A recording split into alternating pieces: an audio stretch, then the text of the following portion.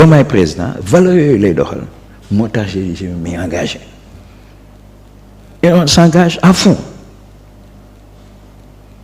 On n'aurait pas aimé que tey ñu ñëw ne coalition bi a échoué s'ils ont échoué on a tous échoué. Donc dans une coalition il faut ñu toog di ci waxtaan.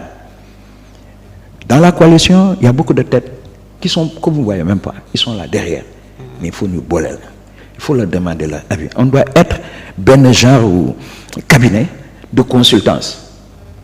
Est-ce que les problématiques man j'ai fait combien de contributions à la presse?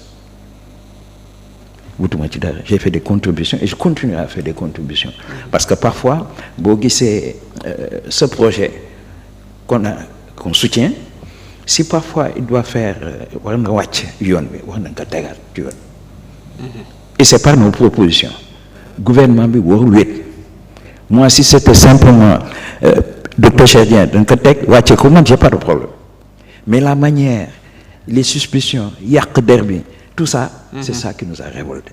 Okay. Pourquoi autant de mensonges sur sa personne? Un véhicule de 80 millions. C'est quoi un véhicule de 80 millions? Est-ce que le véhicule même coûte 80 millions? Moi ici, la seule chose que j'ai dit, et il a expliqué hier, ce véhicule avait déjà été remis avant que la lettre lui aille. Parce que presque tous les véhicules au niveau de UNEC-FLE, au niveau de l'ONAS, la plupart, c'est les partenariats publics-privés. Il y a des projets, il y a des lignes budgétaires pour cela. Et ils l'ont fait. Ils devaient le mettre au nom de la société qui a acheté. Ils ont mis ça à son nom. Il l'a retourné avec la carte grise. Mais ils mettaient ça au nom de l'ANAS. Même avant le ministre, il a interpellé. C'était déjà fait. Parce qu'on ne le compare pas avec des voitures. Les voitures, il y en a beaucoup chez lui. Et aussi, c'est quelqu'un d'élégant. Maintenant, dans la société imposée, j'ai l'auto, par exemple, secrétaire général. Ça ne se fait pas. Parce que Bobo moi auto-directeur général. Moi directeur général. Lui il a préféré bàyyi ko ak auto. Quitte même à continuer pour l'instant avec ses propres véhicules. Mais c'est un droit. S'il avait fait et c'était pas un droit, ñun ñoo koy njëkk a wax loolu c'est pas grave. On discute de tout. Ne pas un parti où il y a qu'une seule personne, il a des cadres qui sont derrière et qui le conseillent à longueur de journée. Sur chaque point. Et c'est pour cela que la situation, quand on a parlé du véhicule, nous on savait que ça, c'est pas quelque chose qui tient là-haut. Pourquoi avoir, dès son limogeage, avoir commencé à sortir ay affaires auto, ay affaires surfacturation, ay affaires, comment on appelle encore, de recrutement clanique. Moi j'ai été le premier. Docteur, je le connais. Bonne qu'on nommé à la direction de l'ANA, c'était la première fois que j'avais une passation. La deuxième fois, c'est quand buñ ko wàccee. Après ça, mosuma fa teg tànk. Mosuma ko woo pourquoi que ce soit. Parce que le parti est coordonnateur des cadres. On ne prend pas le téléphone. Amul benn recrutement effectivement. Au niveau du parti. Et quand il a expliqué les 5 recrutements qu'il a fait, un délégué l'a dit, mais 5 recrutements et c'était des postes vacants. 490 postes. 490 postes. Et c'était des postes vacants. Moi, j'ai pas vu de recrutement. Moi, j'ai des cadres en pagaille.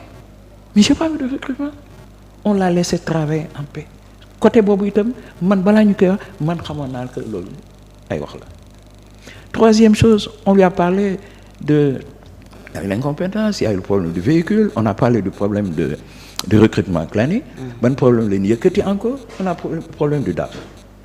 Mais le DAF, c'est un employé comme tout le monde. Aucun texte ne te dit que si tu arrives dans une entreprise, tu vois un de tes parents, tu dois le virer. C'est pas normal. Il faut de la justice dans ce pays. Ceux qui le disent, ils n'ont qu'à se mettre à sa place. Il a trouvé cette personne là-bas. Moi, je ne le connais pas. Mais d'après les dires, c'est quelqu'un d'hyper compétent. Oui. On l'a amené d'une société, on est allé le chercher dans une société pour l'amener ici. Et il faisait un excellent travail. Il y a un journaliste, un journaliste sur les plateaux, il a dit que dès qu'on a nommé le docteur Cheikh, moi, pour mettre à l'aise le directeur, je vais démissionner. Démissionné. Et il a refait. Ça veut dire que moi, il voulait mettre à l'aise. Parce que Choui, et pourtant il ne l'a pas amené là-bas. C'était pour le mettre à l'aise. Mais le docteur a porté il a dit la lettre de démission qui date. Actuellement, on a des priorités. Focus sur la résolution des problèmes d'inondation. On n'a pas le temps de rechercher un DAF. Je crois que les choses vont vite.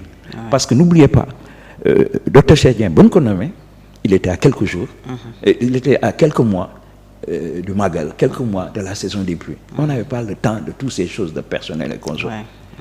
Il avait demandé à se faire ce qu'on appelle un audit. Il attendait les résultats de l'audit pour savoir dans la boîte qu'est-ce qu'il faut réorganiser. Mais pour l'instant, c'est focus sur le travail. Et c'est quelqu'un qui ne s'enferme pas dans les bureaux. C'est quelqu'un qui donne des directives, qui met en place des stratégies et qui les surveille lui-même. Il était tout le temps sur le terrain. Moi, très souvent, j'avais même... c'était lourd de mon téléphone du corps, parce que je me dis, il est toujours sur le terrain. J'attendais, lorsqu'il nous appelle en réunion, là, il tourne du corps rien. Parce que c'est du matin au soir, c'est quelqu'un qui était très tardivement avec ses collaborateurs. Mais naka ngeen comprendre li ngeen tuddee cabale wala complot bu docteur Cheikh Tidiane Dièye tëgg est-ce que dafa amoon ay antécédents est-ce que dafa